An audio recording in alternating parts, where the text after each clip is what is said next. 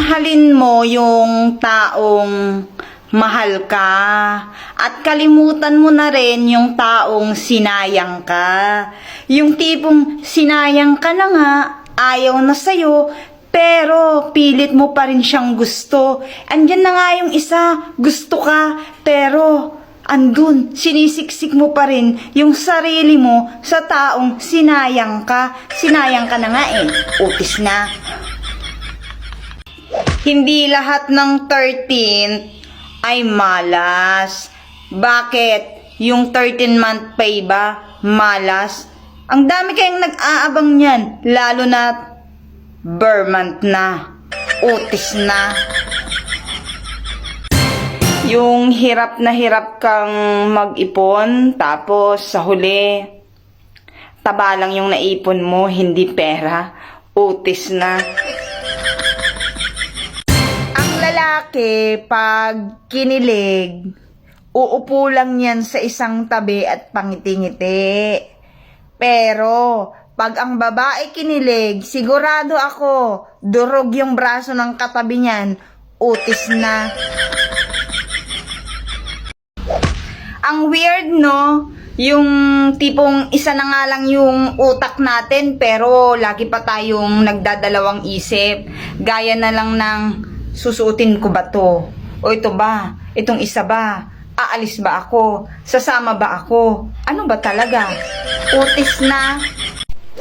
Alam mo ba kung bakit hindi ka pumapayat? Kasi magkatunog yung exercise sa extra rice. Yung lagi kang may extra, kahit yung busog ka na, gusto mo pa rin ng extra rice.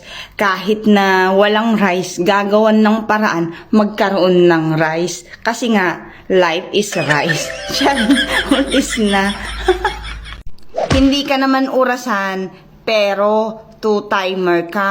Hayun, pinagsabay-sabay mo sila. Akala mo naman, ang gwapo-gwapo mo. Hindi mo nga halos malibre eh. Hindi ka nga makabili ng brief mo. Tapos pinagsabay-sabay mo pa sila. Utis na.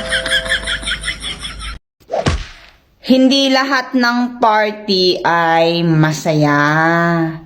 Bakit? Yung third party ba? Masaya? Ewan ko lang kung hindi lalabas yung pagiging Jackie Chan mo pag may third party. Utis na. Kung hindi mo alam ang nangyayari sa buhay mo, aba, pumunta ka lang sa kapitbahay mo. Alam niya lahat-lahat yan. Kama, period, lahat. Kahit ending, alam niyan. Utis na. Alam mo ba na para kang isang table of contents sa isang libro? Kasi lagi kang paksa ng mga kaibigan mong inggit, pikit, utis na. Wala akong pakialam kung hindi ka gwapo, hindi ka matalino, hindi ka macho, or hindi ka mayaman.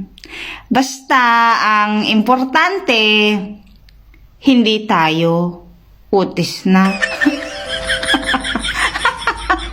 Kung may marites, syempre, hindi magpapahuli si Pakita. Pakitang tao ba? Yung pakitang tao, pagkaharap ka, ang daming ganyan. Ang saya-saya nyo, ang ganda-ganda ng usapan nyo. Pakitang tao lang pala. Tapos maya-maya, hayun, kay marites, nakipagchismisan na. Utis na.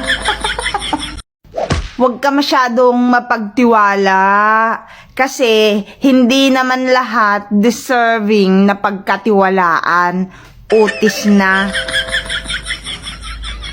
Ang lalaki pag kinilig, uupo lang yan sa isang tabi at pangiti-ngiti.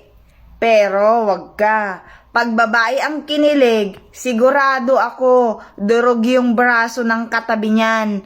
Utis na. Kaya wag kang tumabi sa kinikilig na babae. Utis na.